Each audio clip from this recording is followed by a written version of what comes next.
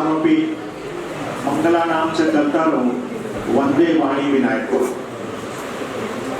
गंगा तरंग रमणीय जटा कलापम गौरी निरंतर विभूषित वामभागम नारायण प्रियमनंग मदामहारम वाराणसी पुरपति भज विश्वनाथ। आज इटावा के इस पवित्र भूमि पर राजकीय महिला स्नातकोत्तर महाविद्यालय इटावा के इस सभागार और प्रांगण में सांस्कृतिक संबंधों की न्यास भूमि इटावा मूल्यांकन के विभिन्न आयाम इस केंद्रीय विषय पर यह राष्ट्रीय संगोष्ठी आहूत की गई है। मंचस्थ जो अभी यहाँ के सम्मान्य जिलाधिकारी श्रीमती श्रुति सिंह जी जो मुख्य अतिथि के रूप में अभी विराजित थी और उनका वक्तव्य हुआ, वो इस उद्घाटन सत्र की अध्यक्ष भी थे।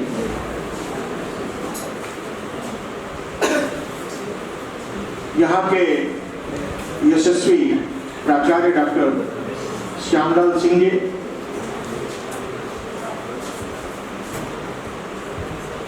इग्नू वाराणसी के निदेशक डॉक्टर उपेंद्र नभ त्रिपाठी जी, साहित्यकार जो इटावा के ही हैं डॉक्टर कुश चतुर्वेदी जी, जिन्होंने बहुत ही बढ़िया वक्तव्य इटावा की पूरी सांस्कृतिक राजनीतिक पृष्ठभूमि का संक्षेप में ये कहिए कि वास्तविक रूप से बीज वपन किया, उनको साधुवाद देता हूं। इस आयोजन के मुख्य सूत्रधार समन्वयक संयोजक डॉक्टर रमाकांत राय जी, जिन्होंने घेर घार करके मुझे यहाँ बुला लिया और आपके सामर्थ्य है, मैं आपकी बात को ना नहीं कर पाता, ये मेरी व्यवस्था है। प्रथम पंक्ति में हमारे अनुज अत्यंत भी कुशीनगर से यहाँ आए हुए हैं। भारतवर्ष के युवा पीढ़ी में जो एक आलोचकों की एक नई श्रृंखला तैयार हो रही है, आप उसके प्रतिनिधित्व करते हैं, गौरव तिवारी जी। यहाँ जितने भी गणमान्य इटावा के प्रसिद्ध साहित्यकार, पत्रकार बंधु, सुधीर विद्वज्जन, विदुषी, यहाँ की छात्राएं, जो कार्ड मुझे मिला है, आमंत्रण पत्र आपका मिला है, उसमें इटावा की एक झलक से लेकर महाविद्यालय के बारे में बताते हुए संगोष्ठी के बारे में और साहित्य की उर्वर भूमि से लेकर राजनीतिक आंदोलन और इटावा भौगोलिक विविधताएं, इन सब को समेट करके समग्र रूप से जो वास्तविक इस संगोष्ठी की परिकल्पना है कि जब भी कहीं इटावा की चर्चा हो, जब कहीं इटावा पर कोई शोध करना हो, इटावा के बारे में कोई विशिष्ट जानकारी प्राप्त करनी हो, तो आप यहाँ के सोवेनियर को या संकलित किए गए उन प्रपत्रों को ध्यान से पढ़ लेंगे तो आपकी इस जिज्ञासा और उत्कंठा का समापन हो जाएगा। आपको अन्यत्र कहीं झांकने ताकने की जरूरत नहीं होगी। बहुत सारी बात इस संगोष्ठी में जो विमर्श के द्वार खोलेगी आज, जो यहाँ के महाकवियों से शुरुआत करते हुए, जिसमें गंग है, देव है, गुलाब राय है, गोपाल दास नीरज जी हैं, हिंदी के ब्रजभाषा काव्य के अंतर्गत देव को महाकवि का गौरव प्राप्त। उनका पूरा नाम देवदत्त था। हिंदी साहित्य के इतिहास में एक बड़ी लंबी चर्चा और बहुत बड़ा वाद और विवाद इनको लेकर के हुआ, आप सभी जानते हैं। हम लोग हिंदी के विद्यार्थी हैं। सबसे कमजोर हिंदी को माना जाता है। हिंदी का विद्यार्थी, हिंदी क्यों लिया बेटा? हिंदी पढ़कर क्या करो। हम उस संवाद को सुनते हुए यहां तक पहुंचे। राज्याश्रयों में पल रही हिंदी, राज्याश्रयों में राजा के अधीन उनके प्रशस्त ज्ञान के अतिरिक्त और कुछ न कर पाने की बहुत ही विषम परिस्थिति में अगर कहीं ठीक ठीक किसी राजा का राज्याश्रय मिला होता तो मैं समझता हूं कि हिंदी साहित्य के इतिहास में जो देव को बार बार एक विश्वबंधु लेकर के खड़े होते हैं और देव और बिहारी का जो द्वंद है रीतिकाल के सिद्धहस्त कवि को, उसके मूल्यांकन का नजारा, उनके मूल्यांकन की जो परिधि निर्धारित होती वो कुछ और होती। मैं देव और बिहारी जो पुस्तक लिखी गई उसको भी लेकर के विवाद हुआ, उस पर मैंने माइनर रिसर्च प्रोजेक्ट किया यूजीसी का, हिंदी के आलोचनात्मक वाद विवाद के जो थे तो उस पर काम करते हुए एक दृष्टि बनी। बिहारी और देव लाला भगवान दिन ने भी लेकर के इसको काम किया। मैं उसके विस्तार में नहीं जाता हूं क्योंकि हिंदी के विद्यार्थी जो हैं वो भली भांति इन नामों से परिचित हैं। गंग कवि जो अकबर के दरबार में नवरत्नों में से, जब हम राज्याश्रयों में पल रही हिंदी की बात करते हैं, मैं बहुत सारे ऐसे साहित्यकार आप सभी लोग जानते होंगे, लगातार अखबार में भी निकलता है, मीडिया के माध्यम से, कि अपने आलेख उनके अस्वीकृत करके भेज दिए जाते और उनके आलेख नहीं छपते जब तक कि उनको कोई राजनीतिक प्रभाव का व्यक्ति या उनके ऊपर किसी का वरद हस्त नहीं होता था, उनकी रचनाएं नहीं चलती। लेकिन हिंदी जो वैश्विक स्तर पर, मैं सिर्फ हिंदी से जोड़ करके अपनी बात रखूंगा आज, क्योंकि वैश्विक परिदृश्य में जो हिंदी का वातावरण बना है, अमेरिका में 150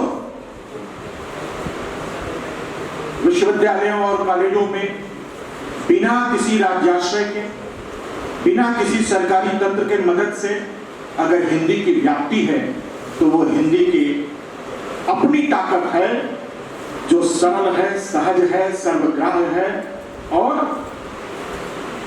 स्वीकार्य है। भाषा वही जीवित रहती है जिसकी स्वीकार्यता अधिक हो, जिसको बोलने वालों की संख्या अधिक हो। आज गूगल के सीईओ को भी यह मानना पड़ता है कि हिंदी आने वाले कल की भाषा है, चाहे वो नासा के द्वारा इसकी उद्घोषणा हो रही हो, संगणक विज्ञान संस्कृत के सबसे करीब है, आने वाले कल में हिंदी नंबर 1 पर विराजित होगी। ये हमारी भविष्य की संभावनाएं हैं जिसका बहुत ही उर्वर और प्रशस्त संकेत हमको मिलता है। मैं बहुत गुरु गंभीर व्याख्यान या उन चीजों को थोड़ा सा छोड़ते हुए, क्योंकि उसमें बहुत सी बातों का विश्लेषण हो जाएगा, मैं आता हूं जिनके गीतों को सुनते, जिनकी कविताओं को सुनते हुए जो हिंदी के प्राध्यापक भी बने, हिंदी के रचनाकार भी थे, जिनके गीतों ने आपके इस स्थान इटावा को एक विशिष्ट पहचान दी, और गोपाल दास नीरज, कथ्य की शैली, मनसा वाचा कर्मणा, तीनों। अब एक बानगी जब भूषण कहते हैं कि चंद्रसाल की तलवार की प्रशंसा करते हुए, तो वो शब्द का कमाल देखिए। फिर इधर आते हैं, निक्षत म्यांते मयूर के प्रलय भानु कैसी, फारे तमतम सो गयंदन की जाल को, लागत लपक कंठ बैरिंग को, नागिन सी रुद्रे रिझावे दे दे मुंडन की माल को, लाल छुतिसाल छत्रसाल महाबाहुबली, कहां न बखान करो अपनी करवार को, प्रतिभट कटक कटीले के ते काट काट कालिका सी किलक करेयु देती काल। ये राज्याश्रय में मजबूरी है राजा के तलवार की भी प्रशंसा करनी है, उसकी सुकीर्ति अक्षुण्ण रहनी चाहिए, दिग दिगंत में उसका नाम होना चाहिए, ये व्यवस्था। लेकिन नीरज जी एक छोटे से जगह से उठकर और अपने गीतों के माध्यम से इस पूरे वैश्विक पटल पर, जब मैं अमेरिका का भी नाम लिया, वहां पर एक प्राध्यापिका है जो हिंदी सिनेमा के गीतों से बच्चों को हिंदी पढ़ाती है। तो ऐसे गीतों को भी पास्ट टेंस और फ्यूचर टेंस और प्रेजेंट टेंस में वो उसको बताती। हमें गर्व है कि आज मैं इस धरा भूमि पर, जहां से नीरज जी का नाम उद्घोषित होता है, पूरे वैश्विक धरातल पर जो एक सुकीर्ति और उनके आभा मंडल की जो रश्मियां बिखरी हुई, मैं यहाँ मौजूद हूँ। जिनके लिए पुरस्कार झोली में आना, पद्मश्री, पद्म विभूषण, साहित्य के आकाश के सूर्य दिनकर जी, जिनको कहते हैं कि ये हिंदी की वीणा है, और वीणा जब झंकृत होती है तो उसका चारों तरफ प्रभाव पड़ता है। क्या सिनेमा को हम अपना ही एक जो रंगमंच है, सिनेमा है, उसकी व्याप्ति और उसकी जो तात्कालिक प्रभाव उत्पादकता है, वह सिनेमा से बढ़ करके कहीं भी नहीं है। 3 घंटे के भीतर हमारे मनोमस्तिष्क पर किस तरीके से नियंत्रण कर लेता है सिनेमा, और उसके गीत हम सभी लोग जानते हैं कि ये गीत की ध्वनि जो पर्दे पर दिखाई पड़ रही है, ना तबला बजता है, ना सारंगी बजती है, ना कुछ भी, लेकिन हम उसमें खो जाते हैं, कहीं ना कहीं उसके सुख और दुख में हम शामिल होने लगते हैं। ये है जीवन कथा।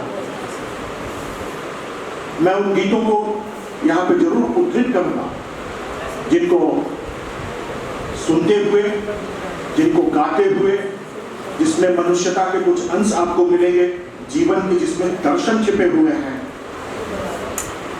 1971 में फिल्म पहचान आई थी, जिसमें एक गीत बहुत ही चर्चित हुआ था कि बस यही अपराध मैं हर बार करता हूँ, आदमी हूँ, आदमी से प्यार करता हूँ। जिंदगी के हर रास्ते पर ठीक ठाक ढंग से हम बोलना चाहते हैं, लेकिन एक सरल संवाद करती हुई सी भाषा, और उसको निबद्ध कर देना गीतों में, लय में, ताल में। ए भाई जरा देख के चलो, आगे ही नहीं पीछे भी, दाएं ही नहीं बाएं भी, ऊपर ही नहीं नीचे भी।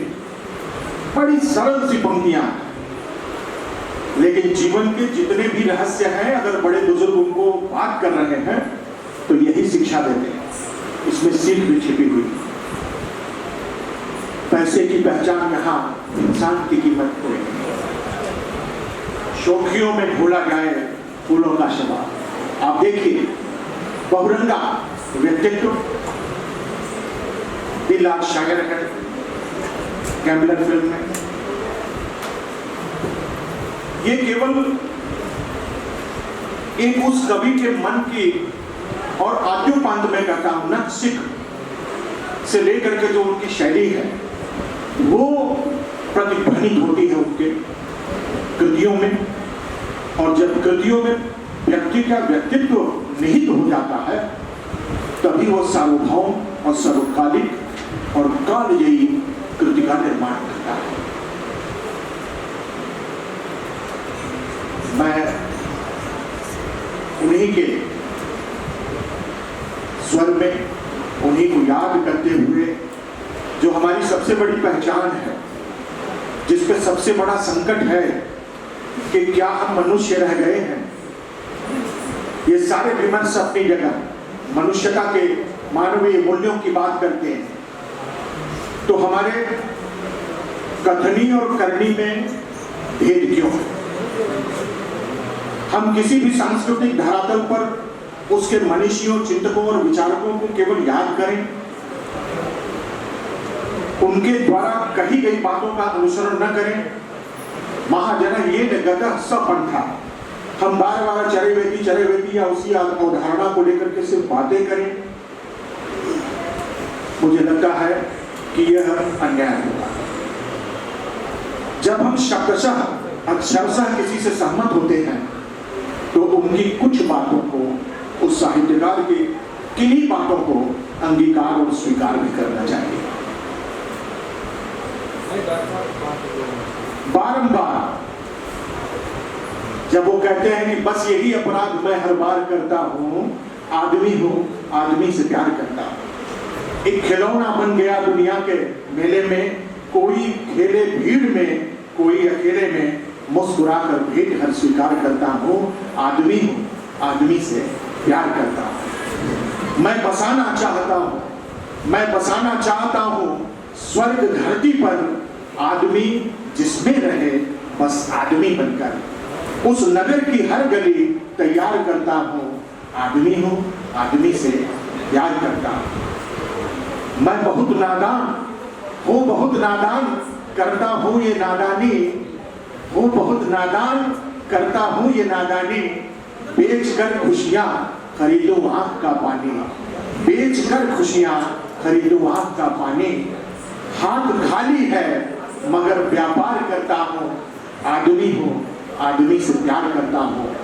आइए आज मैं आप सभी सुधी हिंदी जनों, हिंदी सेवी, हिंदी विद्वानों से ये आह्वान करता हूं, आपकी इस गोष्ठी में जितने भी बिंदु हो, चाहे विविध आयाम हो, लेकिन मनुष्यता के इस पृष्ठभूमि में हम खाली हाथ होते हुए भी एक ऐसे व्यापार की बात कर रहे हैं जब नीरज जी, तो हम कम से कम उन मानवीय मूल्यों को आत्मसात करने के लिए, मानवीय मूल्यों को न केवल शब्दशः उच्चरित करने के लिए बल्कि अपने जीवन में आत्मसात करने के लिए प्रेरित करें।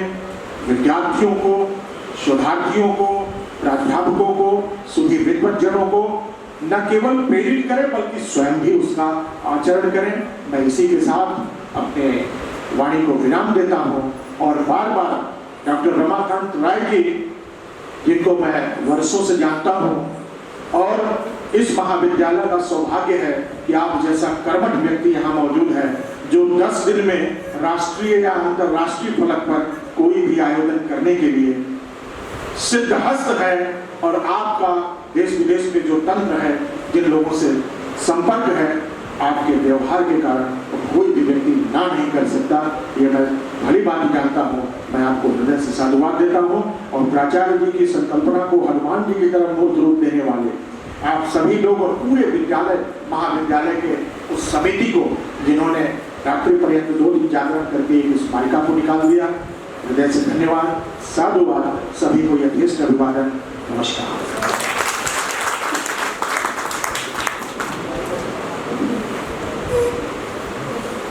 बहुत बहुत धन्यवाद सर, आपका स्नेह मुझे हमेशा मिलता रहता है और इस राष्ट्रीय संगोष्ठी में भी यह प्राप्त हुआ है, इसके लिए हम आपके हृदय से आभारी हैं।